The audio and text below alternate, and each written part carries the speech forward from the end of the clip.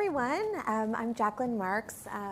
So delighted to be here. Welcome. I know it takes a lot for anyone to be out at this time, all the things that you left or that are waiting for you at home. So thank you for being with us.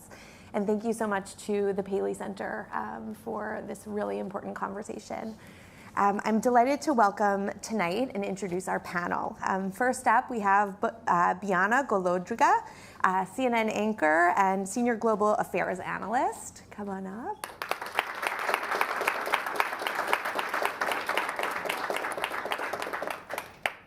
Next, we have Melissa Mott, executive vice president of education and strategy and programs at the Simon Wiesenthal Center. Welcome. And Anya Leybovich, program director at Witness Theater.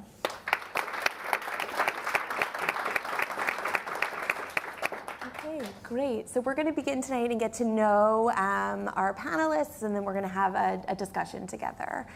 So Bianna, your own background, immigrating from the former Soviet Union and your work as a journalist clearly shape your views and your identity.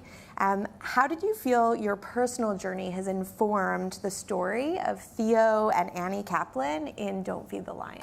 Well, first of all, thank you so much for moderating. I know what that's like, so being on the other end of the conversation is a challenge for me, and it's a learning opportunity. And thank you all for being here, and thank you to Paley Center for covering such an important and timely topic. So I moved to the United States as a Jewish political refugee from Moldova, now an independent country, but then the Soviet Union in 1980. And my parents did not want to go where all of the other Soviet Jewish immigrants were going, which was Brighton Beach, New York, Los Angeles. So we ended up in Galveston, Texas, and as one does. And 6 months later, my parents moved. We moved to Houston. My dad got a job there, and that's where I grew up. And my parents still live in Houston, Texas. And so for a large part of my life, especially growing up in the suburbs of Houston, I was the only Jewish student in class. We were the only Russian family in our neighborhood. And most of my friends were not Jewish. And what was interesting was none of this was planned, but I would end up, because my friends were not Jewish and I was a Jewish friend in their lives, I was, for the most part, the first Jewish friend they'd ever met. I would go to church with them. They would come to services with me. We got to know each other's cultures and backgrounds. As I mentioned, going to church on a Sunday and being introduced by the pastor, the reverend, as I'm 8 years old in the pew, and they say, stand up, she's with the Bedford family, a Jewish friend, and it was the first time any of them had ever met a Jew. And I say this because I did not really experience much anti-Semitism growing up. I knew my parents' story. I knew about anti-Semitism being institutionalized in the Soviet Union, and that being our nationality. My birth certificate identified me as Jewish. A library card in the Soviet Union identifies you as Jewish. Obviously, there are quota systems that deny Jews access into top jobs and universities. And so all of this was sort of something in the past. We knew anti-Semitism existed, of course, and didn't go away. But what really surprised me was, even as a journalist, it took October 7th, and again, having covered the Tree of Life massacre and all of the other shocking acts of anti-Semitism that we'd see across the country, to look at it as a national problem, a global problem, as opposed to isolated cases here or there. And to sum it up, the book idea came to me because, again, predating October 7th, you'll recall a few years ago, there had been a number of celebrities who had posted anti-Semitic remarks and slurs and tropes on social media and really didn't pay a big consequence for it. And everyone else around them was apologizing for them but them. And as a mother of young children who were big sports fans, one of them was a basketball star, my son asked me, do they not like us? Can we not go to their games anymore? And why? I didn't have an answer. I called their school, assuming they would. The school said they don't have resources to address anti-Semitism for kids that age, and they wait for kids to ask questions in class. And I'm thinking, in what realistic world would a 10 or 11-year-old raise their hand and ask about anti-Semitism? So the seed was planted for this story. It's a fictional story. It's based in 2022. We decided to write it, Yonit and I, after the attacks of October 7th. But we incorporated a lot of events that happened in my family's life and experiences that loved ones and friends and colleagues had with anti-Semitism over the years. So it's a fictional story, but a lot of it is based on real life examples of what Jewish families in this country go through. And newsflash, it's not for anti-Semites. It is for people who don't necessarily condone anti-Semitism, but don't elevate it to the same level of urgency that other forms of hate rightfully have been elevated. Thank you so much for all of that background. I myself have 3 kids kind of right in the age group of this book and can't wait to offer it to them as a pathway in. And so I hope the same is true, or I know the same is true for folks in the audience too. Anya, Witness Theater originated in Israel and has been thriving in New York since 2012. We at the JCC have certainly been proud to host the Witness Theater for many, many years. I myself have cried seeing just the beautiful reenactments of Witness Theater. I wonder if you can please discuss the evolving journey and particularly the journey as the number of living survivors decreases. Thank you, Jacqueline. Good evening, everyone. Thank you for the introduction. Thank you for joining us this evening for this very important and interesting conversation. I do want to go back and say that Witness Theater is one of many programs at Self-Help Community Services. This is where I work. And Self-Help Community Services, we believe that everyone deserves to age with dignity and respect. And just to give you some background, Self-Help is a non-for-profit organization that provides services to more than 25,000 older adults across New York through affordable housing, home care, community-based services. And we also, Self-Help is also the largest provider of comprehensive services for Holocaust survivors in North America. And I'm proud to be working for Self-Help. I also want to say that Witness Theater, as one of the programs, is committed to its core mission of being the last surviving relative of every Holocaust survivor. As you just mentioned, every year more and more survivors become frail. And back in 2012, we decided to take the drama therapy model from Israel because over the years, and Self-Help, by the way, has been providing services for 89 years to Holocaust survivors. So over the years, we realized that sometimes it's difficult for survivors to talk about their trauma, to talk about the tragic events that happened to them. And when you utilize drama therapy techniques, we are actually inviting you to use your body, to use your gestures instead of talking about it. So this is how it started, and this is our 14th season of connecting survivors, our clients of Self-Help, with diverse young students from different high schools of New York, public high schools, private high schools, Jewish and non-Jewish students. And we have 2 locations. We have one in Brooklyn at the Yeshiva Flatbush Joel Braverman High School, and we also have another location in Manhattan. And I help to recruit students from different high schools of New York. So this is the beginning of the conversation to Witness Theater. So I'll tell you more. Thank you. The collaboration between Holocaust survivors and students seems to be incredibly special and unique. Can you share with us how this experience seems to impact both groups of people? Of course, yeah. Thank you for the question. I think that every participant finds something meaningful in this experience. For survivors, it's the sense of relief that their story will be shared, and their stories will continue to live through the students. And once students hear these stories, then they share these stories with their peers, with their classmates, with their friends, with their families. And this is how we spread the information. This is how we fight against anti-Semitism, by spreading as much as possible the truth of what happened.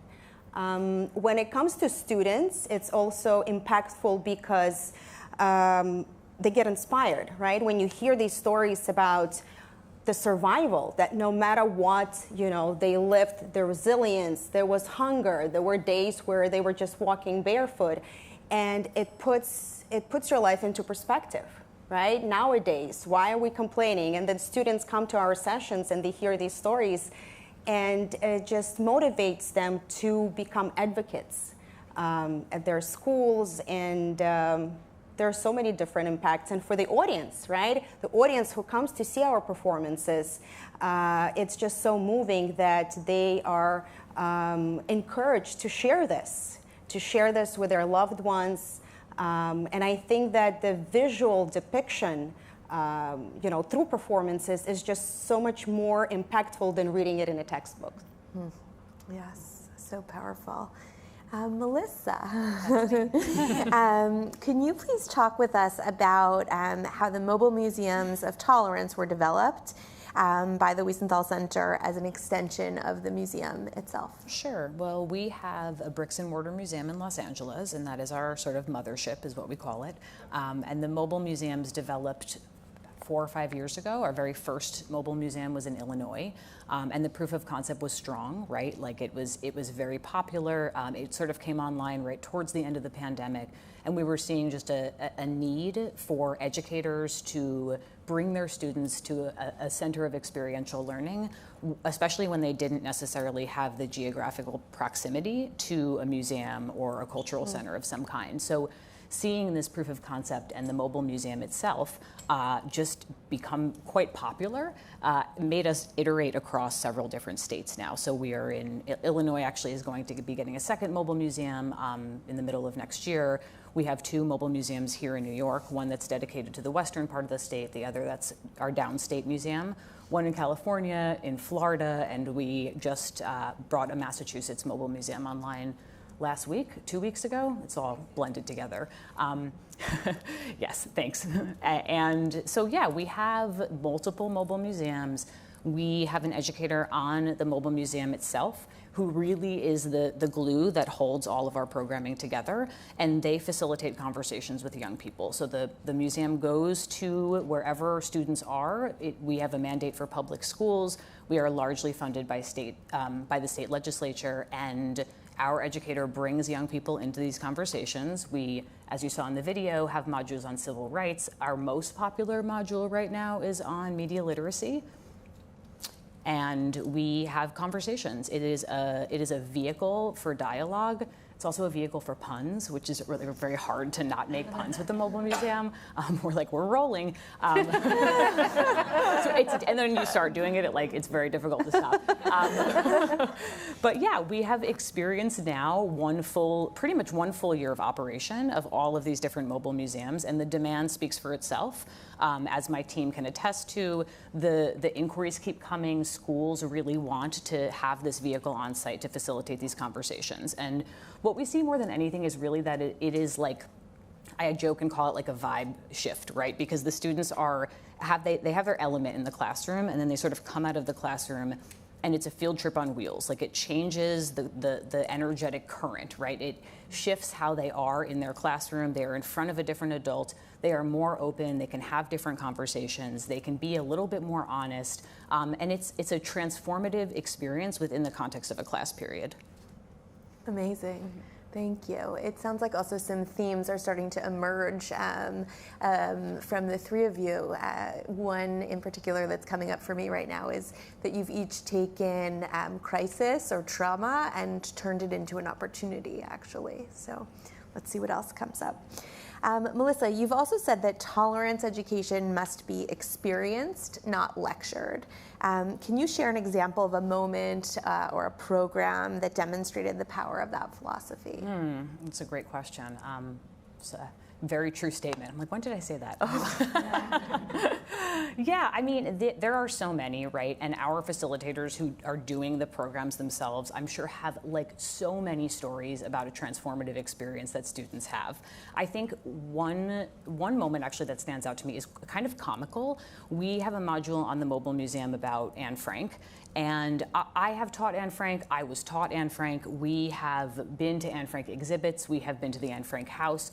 In my experience, it's a story that's so well known, it's so iconic, almost too iconic sometimes, right, where you want to shift students into another story. But we had a student who gave us the funniest feedback, and it was something to the effect of like, you know, I totally get why you would have a diary, because friends can be a lot sometimes.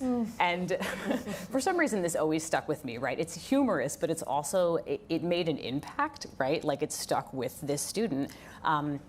And it is, even in a small way, to connect to a story through that many decades, right? Like through that much, you know, past memory, it always strikes me. It's always interesting to me that, like, after all these years, we still, and young people in their, you know, in their teens, middle schoolers, still so deeply connect to her story in particular. It's one of the most searched terms on all of our website platforms, which is just always blows my mind. Wow, incredible. Thank you. So I want to move us into a little bit of a conversation now that we've begun to get to know each of you. So each of your initiatives really uses storytelling in a unique way, through books, through museums, through live theater. Why do you think stories remain the most effective vehicle for teaching empathy? I mean, I can start. I think, you know, as a journalist, we are so consumed with data and information and statistics. And I think even in covering anti-Semitism over the years, which we knew was metastasizing at an alarming rate, you have the FBI figures showing that 70% of all religious hate crimes are related to anti-Semitism and attacks against Jews. And yet, when you can't visualize what that impact is, when you can't quantify, well, you know, what exactly defines an anti-Semitic attack? Is it a slur? Is it, you know, something, a desecration at a house of worship, or someone, you know, specifically for wearing jewelry that identifies them as Jewish? And so I think visualizing that in a book and identifying with characters in a story, for me, and I think even, you know, for my family and my kids who have read the book, there's something that they can all relate to. Because kids, we know especially, they know right from wrong. They have a very strong gut feeling and a visceral feeling. And what happens is, if they don't see the adults who are their teachers, their parents, their counselors, their coaches, when they don't respond accordingly, the way the kids innately feel, then the kids have to carry the weight of the situation. And what we put together in this book, again, it's a fictional story, 3 protagonists. All of the events that typically that transpire in this book have all happened either to my family, or we've heard anecdotes about it. And putting it together, and just the feedback we're getting early on from school children is they know that situation. They've been in a situation, or they didn't know that that's what that meant. And I think it sparks organic conversations in ways that statistics don't. And I have to say, one of the most rewarding things early on in writing this book and being on tour is visiting libraries and bookstores. And it's such a uplifting feeling to be in an environment full of history, storytelling, fiction, nonfiction, as opposed to what everyone else does on a daily, and we're guilty of too, and that's looking at our phones. So I think that's, you know, looking at our phones and what we see on social media is a driver to hate anti-Semitism, racism, and going into a library, a bookstore, delving into the books and the materials you find there, I personally think are part of the solution. Yeah. I could say about Witness Theater that when it comes to storytelling and story sharing, so we usually start Witness Theater where students and survivors get to know each other, and once they become comfortable in the space, that's when survivors start telling their stories. And as Anya Leybovich once said, that when you hear a witness, you become a witness. So our students, they become witnesses to what our survivors are sharing. And what's very powerful about drama therapy is that after you hear the story, you actually being asked to portray it. So not only that you're sharing it, you're actually feeling it through your body. So you are playing it. You're playing that little part of the survivor's life. I'm going to give you an example. We had a survivor last year from Hungary, and she shared the story of being a child. And when Nazis started to occupy Hungary, she saw the posters with anti-Semitic pictures and slurs, and she felt so confused and she felt angry. So there were so many different emotions. And then you had a student who had to play that. So when it went through your body, it would stay with you. And it's just so amazing to see this transformation of students, and that's what I wanted to say.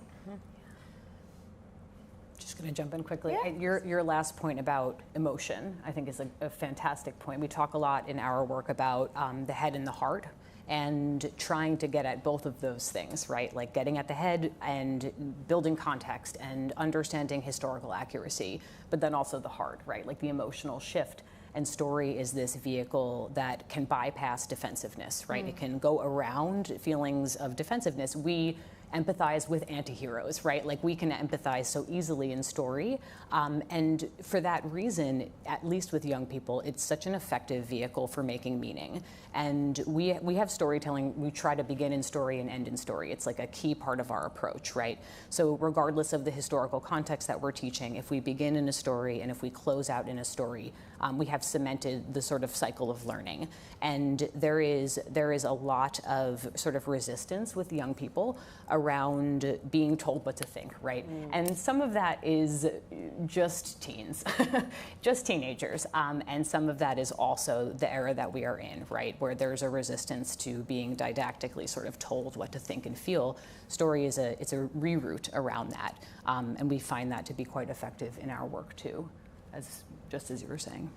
Yeah, and I think we all can get lost in a book or in a theater, and children and teens can in fact too. And so I agree, it's such a powerful way in through the head and the heart. And it starts conversations. I mean, I have to say, even this past week, the book was just released Tuesday, but what Yonita and I have found to be the most rewarding and effective in terms of speaking to audiences about it is going to schools and speaking to school children, this age group. We went in and gave about 10 or 15 minutes of background about who we are, what the book is about. Some of the students had read the book, and this was a mixed group of Jewish students and non-Jewish students, exactly who we were targeting this book for. And first of all, the show that these children are so inquisitive, they are so impressionable, but they also are so well-read and aware of what's going on in the world. I didn't know how to approach from, a fifth grader to a ninth grader the topic of anti-Semitism, so I opened up by asking, how many of you know what anti-Semitism is or have heard of anti-Semitism? Every single hand went up. How many of you know what a swastika is? Every single hand went up. And then people started telling their stories. I tell this one story about an 8th grade boy who stood up and said that there was a swastika carved on his school desk with Heil Hitler written next to it. And he then said, I don't like it, and it made me feel really bad. So you could hear a pin drop in the room. No one knew how to respond. This was here in New York City.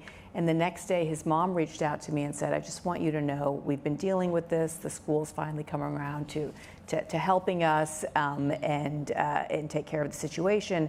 But I also want you to know this was the first time he felt comfortable enough talking about this in a public setting.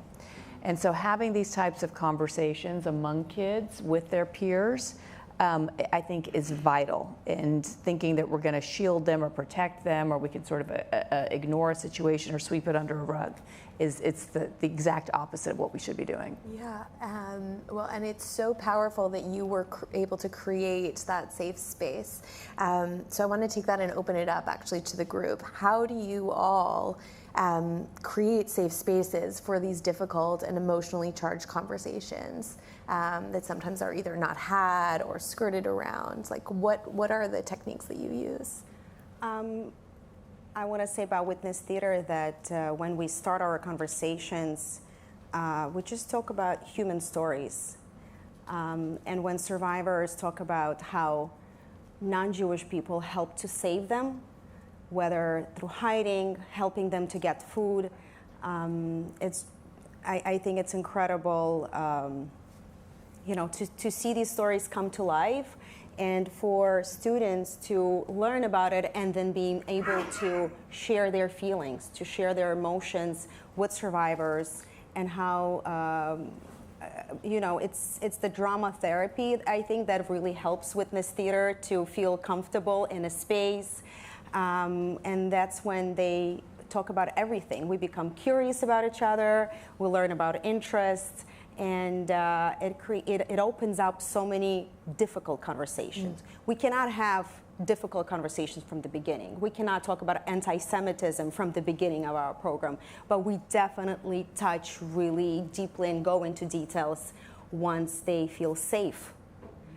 So I think the first step is to feel safe and comfortable in the space.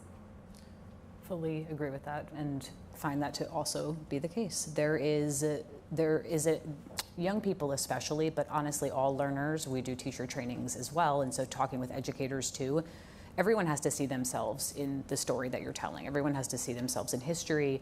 So one quite interesting exercise we use is we have the word tolerance in our name, of course. We're the Museum of Tolerance. And it's a conversation we often have on staff. What is tolerance? Is it enough, right?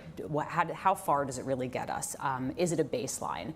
So we like to begin our sessions with opening up with that question, right? Like, what is tolerance? What does it mean to you? What does it feel like? What does it look like? What does it sound like? It's kind of an abstract question, but young people especially can define it in some really interesting ways. And so inviting them into the conversation by virtue of sharing experientially how they have experienced this sort of abstract concept, it can open the heart up for story. You can't go right in with the hardest possible topics, right?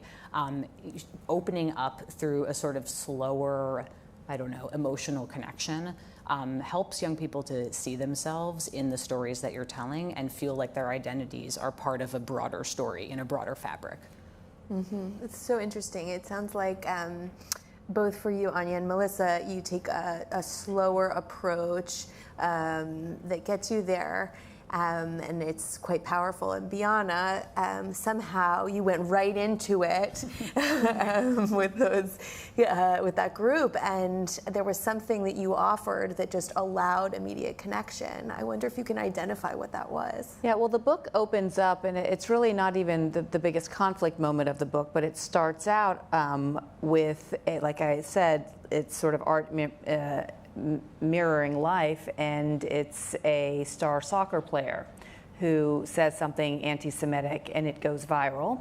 And the three protagonists, a 13-year-old boy, his 11-year-old sister, they're Jewish. They like to be every other kid in the school. They don't want to be different. They have their friends, they have their hobbies, and they have their Shabbat dinners with their families, and that's how the book begins. And being the other, being the minority as a Jew in this country, I think that's something that a lot of other religions and other groups don't necessarily know how to approach and what that feels like. And so when all of a sudden you have this celebrity who our 13-year-old protagonist hero worships say something anti-Semitic, he gets a slap on the wrist, some people are supporting him, he ends up getting a swastika the next day drawn on his gym locker, and then the sort of burden is on him to come forward with, well, do you want to file a report? Because, then your school may not be able to play in the championship, and then and so it's putting the burden on the kids. And starting off with that moment of the anti-Semitic remark, and then the conflict really building with the principals and the teachers and the coaches not stepping up the way they should, that's where the problem solving falls on the kids. And that's what we want to avoid, because I think it's a teaching moment for other students, and especially in America, to understand what it feels like to be the minority, and to also what it feels like when you're excluded, or when a slight is actually interpreted maybe differently because you're not seeing the adults around you respond as forcefully as they would to any other hateful statement or comment. Yep. It's incredible. So I want to move us a little bit to talk about impact. We've been talking about storytelling and how we get there and the things that happen. And so I wonder, if you think about the next generation and the capacity, this is who we're writing for, this is who we're, bringing onto our stage and having in the mobile museum and in our JCCs. What gives you hope about the next generation and their capacity for empathy and for understanding? Can I comment? In terms of empathy, again, we start with stories about empathy, and students hear the stories from survivors. I'm going to give you another example. We had a survivor last year who told us that when she had to flee her country during the war and she came to Uzbekistan, there was this woman, non-Jewish, who fostered a lot of kids. And at the end, she actually adopted them, and they made a monument for her because she took so many kids and so many families. And again, these are strangers, right? So we're talking about strangers opening their doors and showing love and helping them to stay safe while the war is happening. And the students learn so many important life lessons, including empathy. And 2 years ago, we had Sophie and Doris, who are here with us tonight. And I think they can tell so much about how they helped each other, from strangers, and they became friends, and how this friendship, even 2 years after, continues to exist, and how they support each other. Thank you. So we have a little treat, a little surprise for you all. We have two folks here with us tonight, Doris Schechter and Sophie Metsch.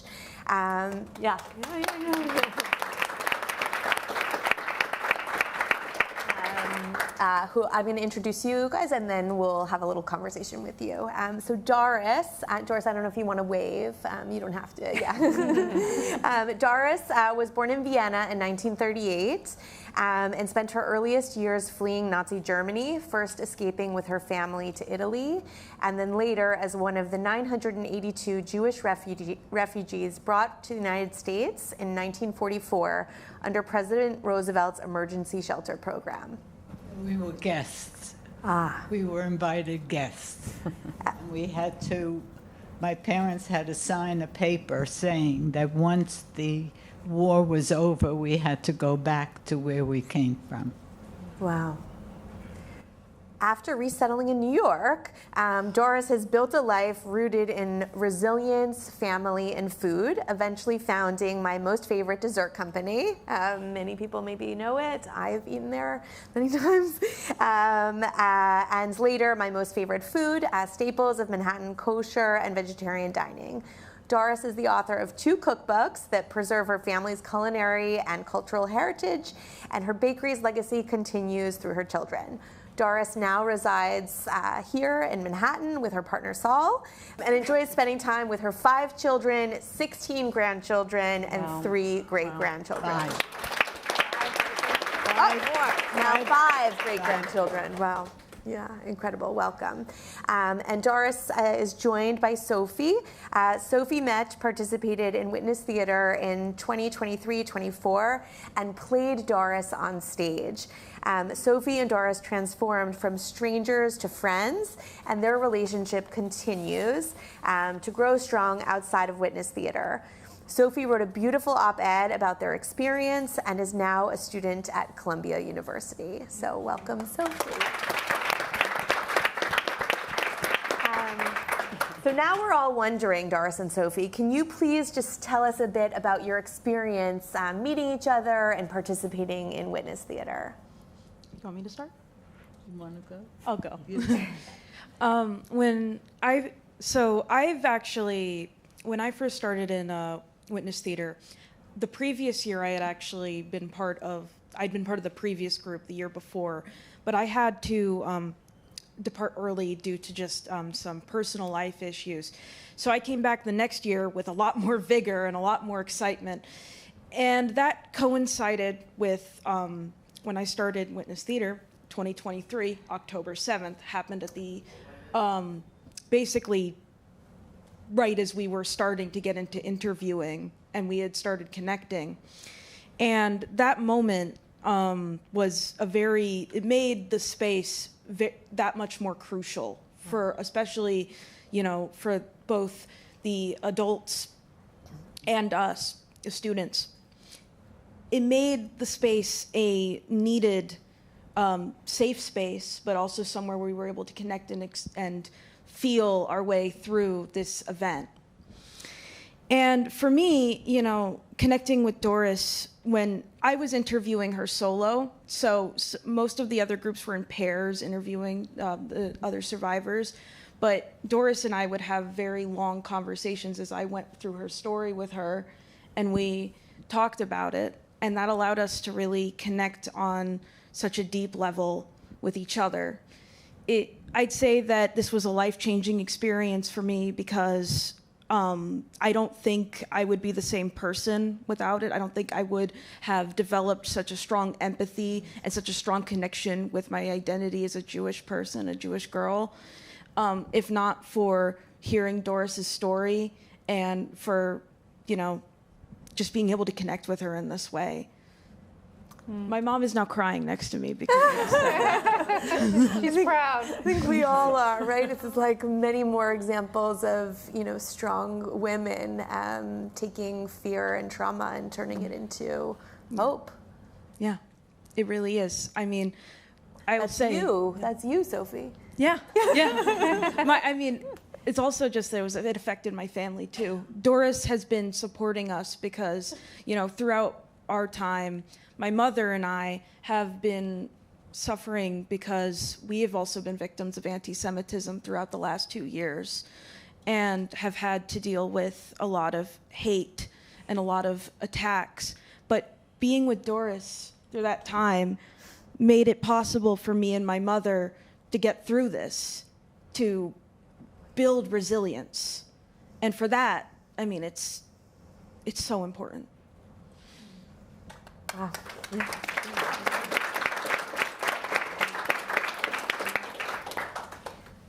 Doris, would you like to share about your experience? Yeah. I had come to see an event of Witness Theater up at the JCC with a good friend of mine, and it was very overwhelming for me because, for me, I always felt that if you were not in a concentration camp, then you didn't really have the right to say you're a Holocaust survivor. And when I saw the performances, and I met Stuart Kaplan afterwards, and he knew a little bit about me, and I thought, well, maybe I should be part of this evening. So I saw Stuart at a gala for self-help, and I said, Stuart, I decided I wanted to be part of Witness Theater. So I went, and I met Anya, and there were 5 of us. There were 3 women and 2 men, and everyone had a different story. And then I met Sophie, and I think we bonded pretty quickly. And I know that my experience being part of Witness Theater was a very, very important experience because of what we went through. And I always say I absorbed fear and anxiety in vitro. And my mother gave birth to me in Vienna in 1938, and I believe it was 6 weeks before Kristallnacht. my father knew that we could not stay in Vienna, and nobody wanted a Jew, no country. But fortunately, my father got a visa to go to Italy as for a temporary visa. And we stayed there for 5 years. And I realized when I was thinking about it that you end up with such unbelievable self-doubt of who you are. And my mother used to say to me, when we arrived in Italy, in the small, medieval, gorgeous town, people would say to her, "How come you don't have horns? All Jews have horns." I mean, she was really taken away by that. But I have to say that for me, I am who I am because of my formative years in Italy. And when, just this past April, May, I went to the commemoration of the march through the minefields in Italy. So I went with Saul and 3 of my granddaughters. And it was so unbelievably powerful for me because I found out that it was the partisans that put all of this together. And my mother had just given birth, and we had to cross the minefields, and we had to take one step at a time because we didn't want to get blown up. And it was cold, it was muddy. I lost my shoes, my mother lost her shoes, and we finally got to the free sector, to the Allied sector, and we ended up in Bari. My father worked for the Office of War Information, where he translated speeches, Goering's speeches, and there he must have found out that President Roosevelt invited 1,000 refugees to come to the United States of America, and that's what we did. My father always said, when we come to the United States, so mind you, I was 5 years old. I arrived in New York when I was 6. Someone took a photograph of me that went to 26 cities in the United States. My mother's sister had no idea where we were because everyone went from different places. And she got to New York a little bit earlier than we did. And she opened up the paper, and there I was. And here I am, eating her first hot dog. I had no idea what that was all about. It's the cutest image ever. I've seen it. It's adorable. You played it, and you played Yeah, it. and that was part of the opening for Doris's segment in the actual performance, was that it opens up on me playing Doris eating a hot dog, which I think is perfect. Amazing. Well, and I love that statement, and here I am. And here I am. And here you are, and how lucky are we to be hearing your story and to be here with you. Thank you so much, Doris and Sophie, for being with us. A couple more questions for the panel.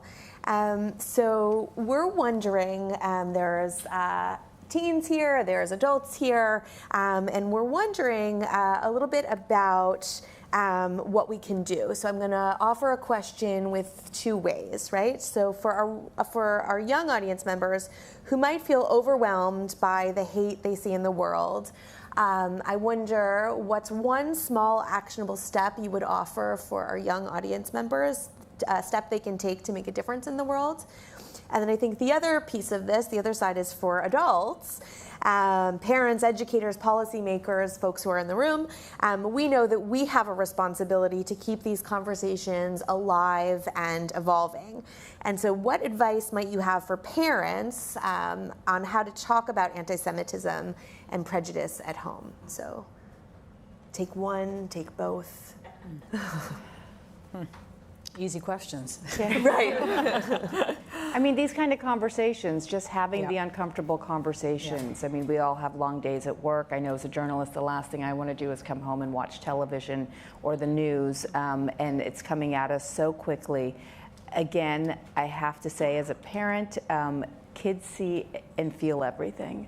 And I think, you know, for me and for Yonit, with this book, we saw a void. And we saw a problem that wasn't being discussed for a very important age group and a very impressionable age group. And I think for kids, when they see that there's nothing for them to talk about, there's nothing for them to read, there's nothing to ask of adults in terms of resources, then they feel like it's probably not as big of a problem as people think it is. And that's what shocked me, was that despite everything, all of the alarms about anti-Semitism growing and all of the mis and disinformation, these conversations were not being had at school, and other conversations about hate were, thankfully. And I just thought, we've got to do something about this particular problem, because it will only metastasize and grow. And when kids don't talk about it, it festers, they internalize everything, and it skips a generation. We talk about empathy. Kids have so much empathy, but it needs to be fostered, and difficult conversations need to be had. Yeah, thank you. Agree very much. Difficult conversations absolutely need to be young people are primed for them, right? Like, they want to be having those conversations. I think I'll speak to like one particular sort of sector of those audiences, which is to non-Jewish students and parents, right? And I think there's a few ways to enact action on a regular basis, but the first one is just like by being curious and listening and being open to learning about anti-Semitism, right? I often teach about anti-Semitism. It also involves a 45-minute at least lesson just defining the term, right? Just defining this word that they may have seen, but that has its own specific history and origin. To learn about anti-Semitism in its own right is to understand it more broadly, and that is an action unto itself, right? It's a system. It impacts everyone eventually. It is a bellwether for democratic decline. We know all this, right? Like, we have thousands of years of history to learn from. The learning about it so that the manifestations can be recognized both by young people and by parents and by educators, that is an action, right? Yes, it is listening. Yes, it is supporting, but it's also being able to recognize all of the complexity that anti-Semitism is as this big system. I mean, Bianna had brought this up before about the passports and all of the ways that the sort of systemic manifestations of anti-Semitism can look, right? It's more than an interpersonal prejudice. So the curiosity to learn more really is the biggest thing, especially for young people. So powerful. We've been talking around this a little bit. What role do you believe media, so news, entertainment, social platforms, should play in modeling tolerance and countering anti-Semitism? So it's the same idea, Doris, but from a little bit of a different angle.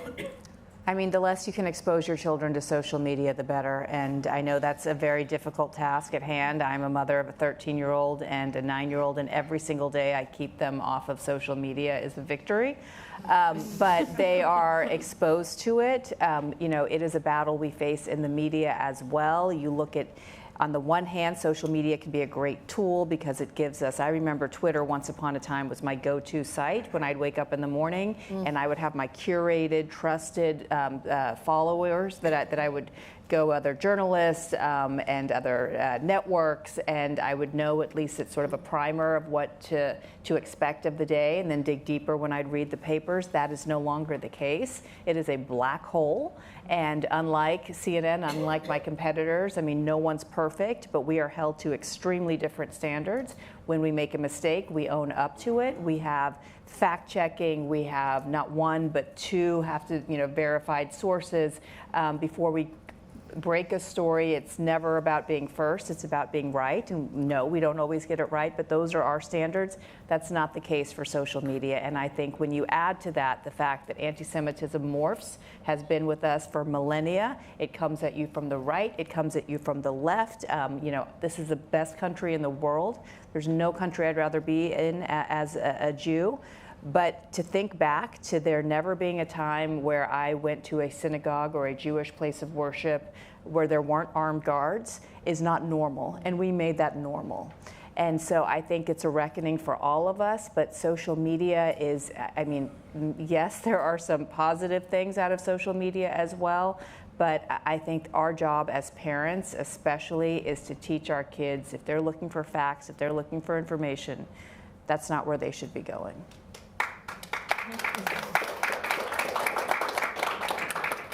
I would say that when we have our conversations with students about social media and anti-Semitism is our way, as a powerful and yet peaceful tool, is to bring these performances, because we show the truth and it comes directly from the survivors who are sharing these stories.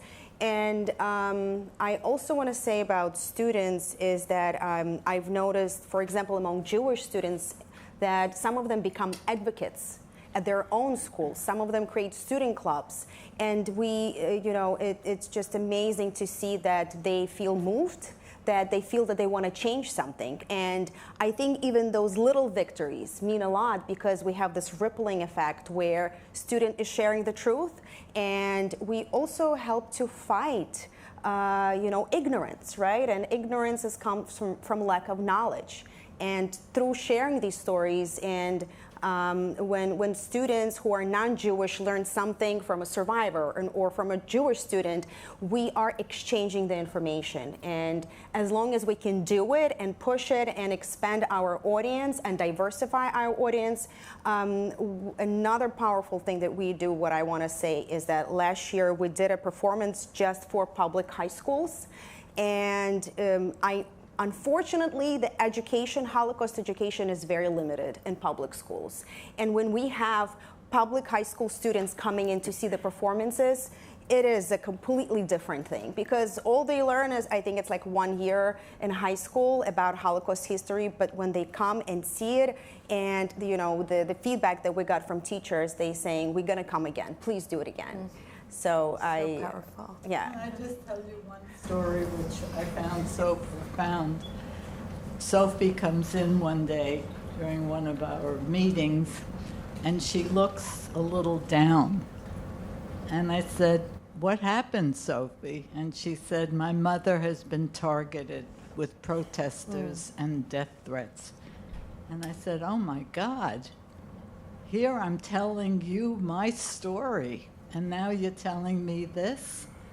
And I said, but I have to say that Lisa was so fabulous that she is proud of who she is, and she did not leave her position at Columbia University. So to me, that says it all, that if you respect yourself and who you are, you never have to apologize to anyone, because it's their problem and not yours. Thank you.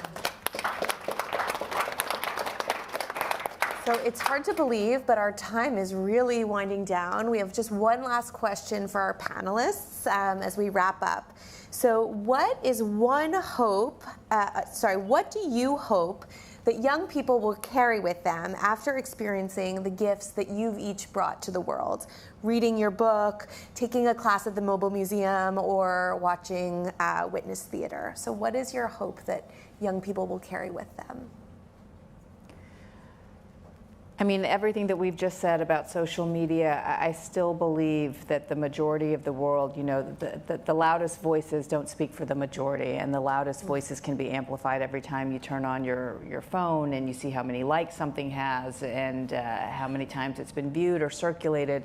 But if you have conversations with your neighbors, if you go to their places of worship, have Shabbat dinner with non-Jewish friends, invite them over, invite them to your services, you will see, and your children will see, how much more alike you are and how wonderful this country is in blending multiple different backgrounds in a unique way that no other country has really been able to succeed at. And so I really firmly think that my optimism comes from knowing that your neighbor who may have voted for somebody you didn't vote for, at the end of the day, you'll have much more in common and likely would not tell you some of the hateful, vile things that you find online ever to your face. So more conversations, less phone. I have a theme. I'm going to just double click on that. 100%. That is one of the major predictors that we look at is disconnection, right? Like disconnection, social anxiety, political anxiety, uncertainty, all of these are predictors towards subscribing to anti-Semitic and conspiratorial beliefs, right? So how do we break that down? We teach media literacy a lot on our mobile museums, and kids are as fatigued as we are, right? Like people are fatigued across the board.